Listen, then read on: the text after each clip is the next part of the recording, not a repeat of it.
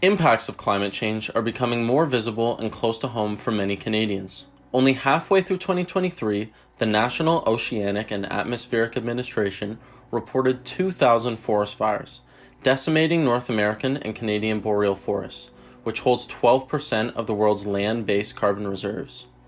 The fires have led to the forced evacuation of 100,000 Canadian residents in 2023.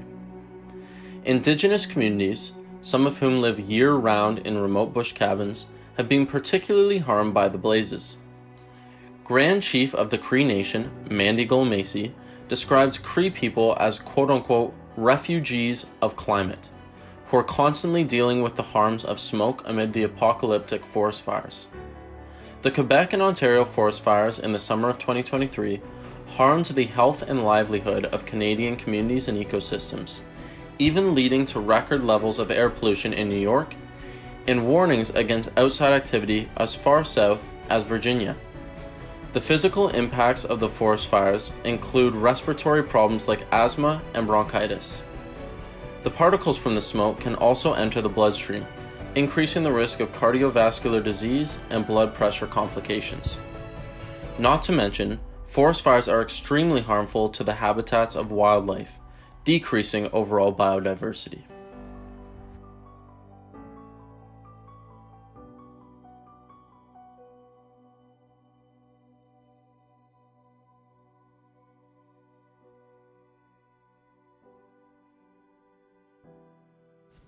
As the climate continues to warm, Woodwell Climate Associate Scientist Dr. Brennan Rogers says the weather conditions that led to fuel drying and out-of-control wildfires also increase.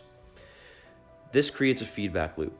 Heat waves caused by greenhouse gas emissions increase the prevalence of wildfires. The fires in turn destroy natural carbon sinks and, in turn, speed up climate change.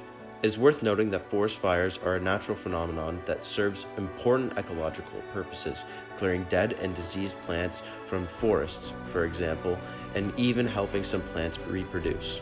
However, climate change can make environments more susceptible to burning to the point where the process is unnatural and harmful. Humans are speeding up this process by consuming at a greater rate than the world can keep up with, emitting mass amounts of greenhouse gases from activities like burning fossil fuels and deforestation.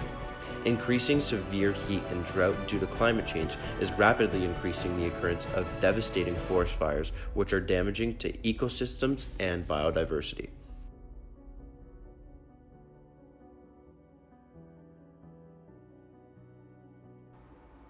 The ultimate solution to breaking this feedback loop lies in reducing emissions and curbing climate change.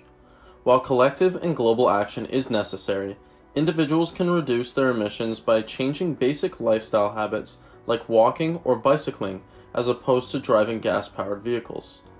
Individuals should also monitor energy consumption by turning off lights and water taps when they are not needed. To reduce the risk of forest fires, people should build campfires in open areas far from flammables, and should douse campfires until cold once they are done. In terms of government action, more laws and regulations must be implemented with respect to enforcing sustainable practices amongst individuals and, most importantly, amongst corporations. This will reduce wastefulness and excessive greenhouse gas emissions, ultimately mitigating the risk of forest fires.